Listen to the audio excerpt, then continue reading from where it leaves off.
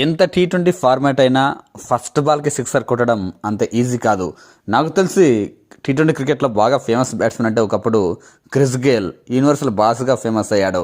అలాంటి Chris Gayle కూడా క్రిజ్లోకి వచ్చాడంటే టీ20లో సైతం మొదట్లో కాస్త ఇబ్బంది పడతాడు. కానీ టీమిండియా యువ బ్యాట్స్మెన్ అభిషేక్ శర్మ మాత్రం అలా కాదు.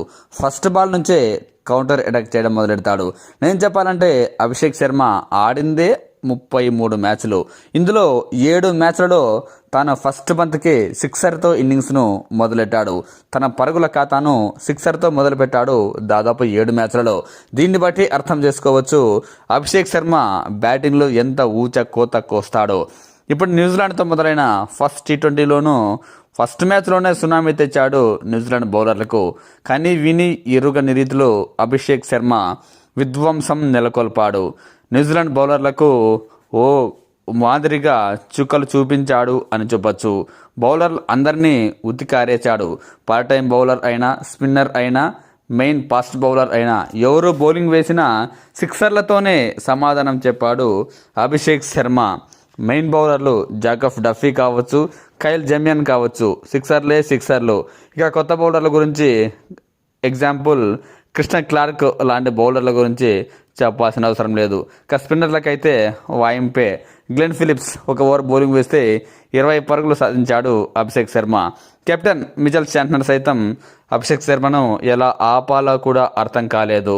ఇలా కొనసాగింది అభిషేక్ శర్మ బ్యాటింగ్. సిక్సర్లు, ఫోర్లతో విజృంభించాడు. 35 బంతుల్లోనే 84 పరుగులు చేశాడు. 5 ఫోర్లు కొడితే 8 భారీ సిక్సర్లు బాదాడు. తన స్ట్రైక్ రేటు 240 కావడం విశేషం.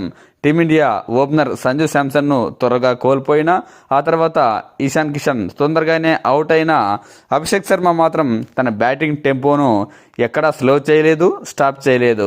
ఫస్ట్ బాల్ నుంచే కౌంటర్ అటాక్ చేయడం మొదలెట్టాడు. ఫస్ట్ బంతినే తాను ఎదుర్కొన్న బంతిని సిక్సర్ కొట్టాడు. 35వ బంతికి అవుట్ అయ్యాడు. ఈ మధ్యలోనే న్యూజిలాండ్ బౌలర్లకు ఎన్ని పరుగులు చేయాలో అన్ని పరుగులు బౌలింగ్లో ఇచ్చేశాడు.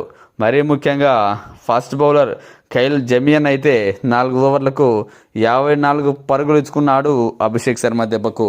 ఒక ఎండ్లో కెప్టెన్ సూర్యకుమార్ యాదవ్ అభిషేక్ శర్మకు బాగా స్ట్రైక్ ఇవ్వడం, సపోర్ట్ చేయడంతో అభిషేక్ రెచ్చిపోయాడు.